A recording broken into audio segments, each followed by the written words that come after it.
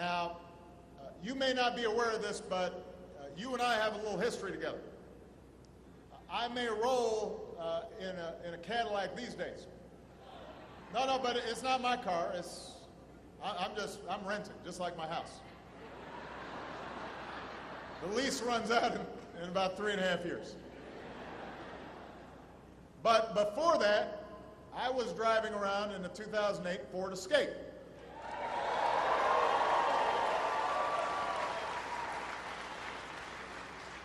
Came right off these assembly lines. Some of you might have been involved in building it. It was a great car. Problem is, I got Secret Service about a month after I bought the car, so I've only got 2,000 miles on it. It is in mint condition. So I want to say thank you for building my car, but I also came here to talk about what's got to be the #1 priority in this country, and that is growing our economy, creating new jobs, and making sure that everyone who works hard in America has a chance to get ahead. It's our #1 priority.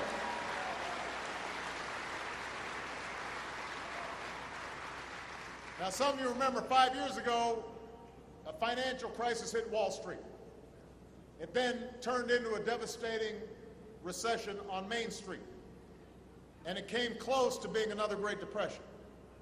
By the time I took office, the economy was shrinking at a rate of 8% a year. Unprecedented. Our businesses were shedding 800,000 jobs a month. And you had this perfect storm, and millions of Americans lost their jobs, their homes, their savings. They had been working a lifetime to get. But what the recession also showed was the fact that for decades, middle-class families had been working harder and harder just to get by, hadn't seen their incomes go up, hadn't seen their wages go up. Manufacturing was moving overseas. And so what built our middle class had been buckling, had been weakening. And I think if you ask most Americans when the economic crisis hit, they might not date it to Lehman Brothers collapsing. They'd talk to you about when they got a pink slip that they didn't expect, or the bank took away their home, or they didn't have health insurance, or maybe they were told the plant was shutting down and the assembly line was going quiet. Those were tough times. 5 years ago, plants like this one were closing their doors. And the day I stepped into the Oval Office, the American auto industry, which is the heartbeat of American manufacturing,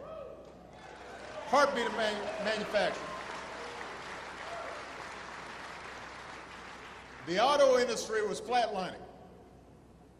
Ford was standing on its own 2 feet, had made some smart decisions, but Alan will tell you, if GM and Chrysler had gone down, suppliers would go down, dealers would have gone down, and all of that would have had a profound impact on Ford. I refused to let that happen, so we worked with labor, we worked with management, everybody had to make some sacrifices, everybody put some skin in the game. We bet on the American worker, we bet on you, and today that bet has paid off because the American auto industry has come roaring back.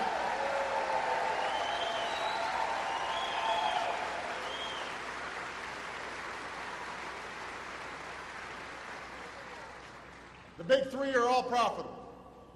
Hiring new workers. You're not just building more cars, you're building better cars, better trucks. Look at what's going on right here at the plant. The new F-150 is built tougher than ever, more fuel efficient than ever.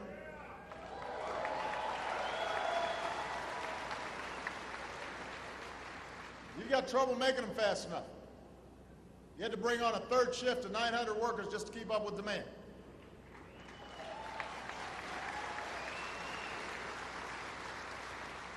And because Ford invested $1.1 billion in this plant, pretty soon 1,100 more new workers will be joining you on these assembly lines in good union jobs building Ford Transit.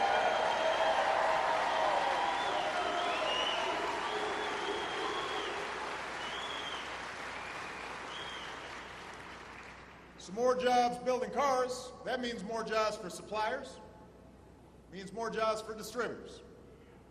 It means more jobs for the folks who own the restaurant here in town, or the bar, depending on.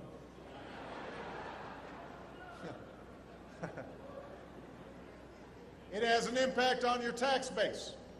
It has an impact on the teacher who teaches your kids, the first responder who keeps you safe.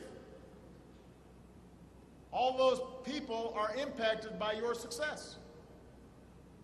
And that fundamental idea that when everybody's doing, when some of us are doing well, it's okay, but when everybody's got a stake, that's when things really start rolling. That's at the heart of every decision I've made as president. Because when the middle class does better, we all do better. Shareholders do better, CEOs do better, workers do better, everybody does better.